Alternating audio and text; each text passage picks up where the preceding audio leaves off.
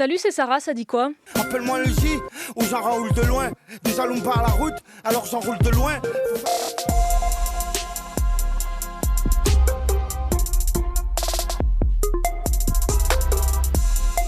L'artiste le plus écouté de l'année sur Spotify est Productif, nouvel album de Jul sorti ce matin. Et PNL a teasé son retour aussi, je t'explique à la fin de l'épisode.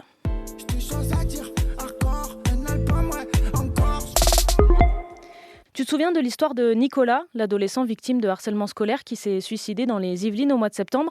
Ses parents avaient alerté le lycée puis avaient reçu un courrier du rectorat de Versailles les accusant de mettre en cause l'équipe éducative. Mes collègues de la cellule d'investigation de Radio France révèlent ce matin qu'un peu partout en France, quand des parents signalent des cas de harcèlement au collège ou au lycée de leur enfant, les établissements réagissent mais préviennent aussi les services sociaux qui vont venir enquêter pour vérifier que les parents s'occupent bien de leur enfant.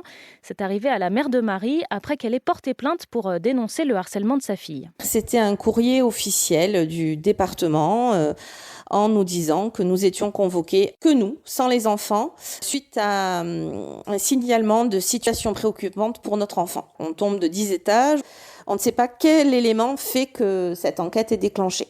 Finalement, l'enquête est classée sans suite. Le ministre de l'Éducation nationale, Gabriel Attal, a dit à mes collègues qu'il était au courant de ces pratiques et qu'il les désapprouvait. Un des rendez-vous du week-end, c'est le Téléthon qui revient pour sa 37e édition. Et si je te dis myasthénie ou myopathie, ça ne te dit peut-être rien. Ce sont des maladies rares qui touchent les muscles et c'est pour faire avancer la recherche sur ces maladies que le Téléthon récolte de l'argent.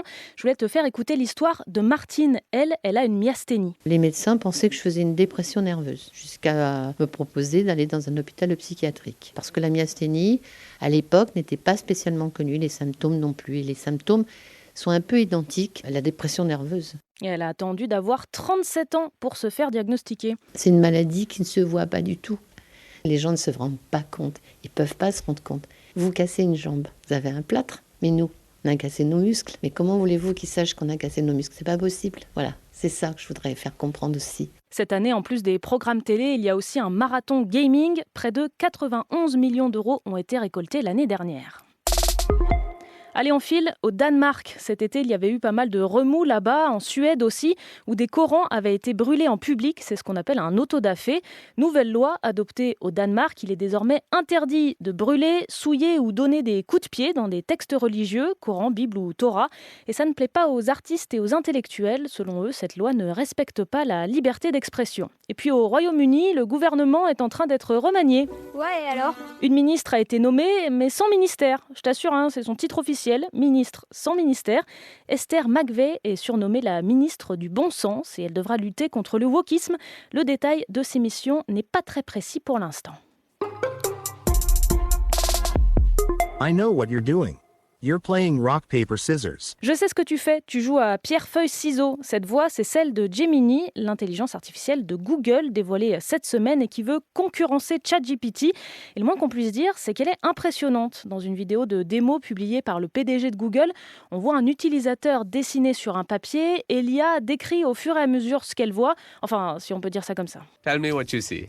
I see a squiggly line. Dis-moi ce que tu vois. Et là, l'IA répond, je vois une ligne courbe. Et si j'ajoute ça, Gemini voit un oiseau qui nage avant de comprendre, c'est un canard. L'utilisateur le colorie alors en bleu et l'IA réagit, une couleur inhabituelle pour un canard. This is not a common color for ducks. Donc l'IA décrit, mais elle est capable aussi de déduire des choses et d'expliquer son raisonnement. Bon, Gemini, pour l'instant, n'est pas dispo en Europe. Un doigt sur le maillot, c'est l'as pour les sicarios. Ça veut contrôler le barrio avec le machin en gario. La route est longue, le nom du nouvel album du J, deuxième de l'année pour Jul, 28e album solo en moins de 10 ans de carrière. Cette fois, 23 titres, dont des feats avec Alonso, Tiakola ou PLK.